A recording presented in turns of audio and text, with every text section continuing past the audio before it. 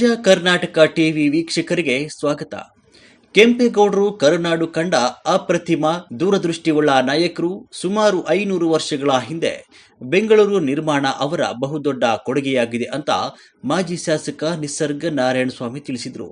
ಬಳಿಕ ಮಾತನಾಡಿದ ಅವರು, ಪಟ್ಟಣದ ರಾಷ್ಟ್ರೀಯ ಹೆದ್ದಾರಿ ಬಳಿಯ ಕೆಂಪೇಗೌಡ ಸರ್ಕಲ್ನಲ್ಲಿ ಹಾಗೂ ವೇಣುಗೋಪಾಲಸ್ವಾಮಿ ಆರ್ಚ್ ಹತ್ತಿರ ಯುವ ಒಕ್ಕಲಿಗರ ತಂಡದಿಂದ ಏರ್ಪಡಿಸಿದ್ದ ನಾಡಪ್ರಭು ಕೆಂಪೇಗೌಡರ 517ನೇ ಜಯಂತ್ಯೋತ್ಸವದ ಅಂಗವಾಗಿ ಭಾವಚಿತ್ರಕ್ಕೆ ಪುಷ್ಪ ನಮನ ಸಲ್ಲಿಸಿ ಮಾತನಾಡಿ, ಬೆಂಗಳೂರು ಕೋಟ್ಯಾಂತರ ಉದ್ಯೋಗ ಸೃಷ್ಟಿಸುವ ಜೊತೆಗೆ ಎಲ್ಲ ವರ್ಗದ ಜನರು ಬದುಕು ಕಟ್ಟಿಕೊಳ್ಳಲು ಕೇಂದ್ರವಾಗಿ ಸಾಕಾರವಾಗಿದೆ ಅಂತ ಹೇಳಿದರು.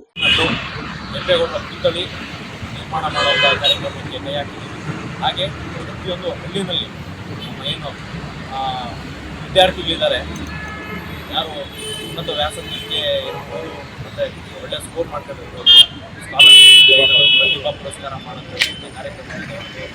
ಮತ್ತು ಅವ್ರಿಗೆ ಯಾವುದಾದ್ರೂ ಹೈಯರ್ ಎಜುಕೇಷನ್, ಇವತ್ತು ನಮ್ಮ ಒಕ್ಕಲಿಗ ಜನಾಂಗದಲ್ಲಿ ವಿದ್ಯಾರ್ಥಿಗಳಿಗೆ ಆರ್ಥಿಕವಾಗಿ ತೊಂದರೆ ಇದೆ. ಅವರುಗಳು ಮೋಟಿವೇಶನ್ ಅನ್ನೋದಕ್ಕಿಂತ ಏನಂತ ಹೇಳ್ಬೋದು, ಪ್ರೋತ್ಸಾಹ ಸಿಗ್ತಾ ಇದೆ. ಅಂಥ ವಿದ್ಯಾರ್ಥಿಗಳು IAS IPS ಅಂತ ಮಾಡೋಂಥ ವಿಚಾರಗಳು ಬಂದಾಗ ಅವರೆಲ್ಲ ನಮ್ಮ ಸಂಘದ ಸದಸ್ಯರು ನಿರ್ಧಾರ ಮಾಡಿದ್ವಿ, ಯಾರಾದರೂ IAS IPS ತುಂಬ ಕಡಿಮೆ ಇದ್ದಾರೆ ನಮ್ಮಲ್ಲಿ. ಜೆಡಿಎಸ್ ಯುವ ಮುಖಂಡ ಚೇತನ್ ಗೌಡ ಮಾತನಾಡಿ, ಅವತಿಯಲ್ಲಿ ಕೆಂಪೇಗೌಡ ವಂಶಸ್ಥರು ನೆಲೆಸಿದ ನಾಡು. ಇಲ್ಲಿಂದ ಜ್ಯೋತಿ ರಥಯಾತ್ರೆಯು ಬೆಂಗಳೂರಿನ ಕೆಂಗೇರಿ ಬಳಿಯ ಕೆಂಪೇಗೌಡ ಬಡಾವಣೆಯಲ್ಲಿ ನಡೆಯಲಿರುವ ರಾಜ್ಯ ಮಟ್ಟದ ಕಾರ್ಯಕ್ರಮದಲ್ಲಿ ಸೇರಲಿದ್ದು, ಒಕ್ಕಲಿಗರಿಗೆ ಈ ದಿನ ಹಬ್ಬದ ವಾತಾವರಣದಂತೆ ಸಂಭ್ರಮಾಚರಣೆಯಾಗಿದೆ ಅಂತ ಹೇಳಿದರು.